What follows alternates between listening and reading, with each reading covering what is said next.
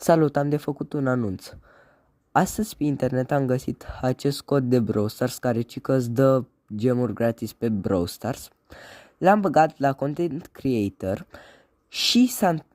și după aia să dai restart. Și am dat restart la Brawl Stars și apoi s-a întâmplat ceva super ciudat. Și aveți filmarea de la ce s-a întâmplat în comentarii. Atenție, acest clip care mi s-a întâmplat mie, în care arăt ce mi s-a întâmplat, nu este fake. Efectiv, nu e fake. Efectiv, chiar asta s-a întâmplat. Dacă vreți să vă uitați, vă urez vizionare plăcută și o să pun... Codul este BT1, nu vă recomand să îl băgați pentru că vi se poate întâmpla ce mi s-a întâmplat mie în clip.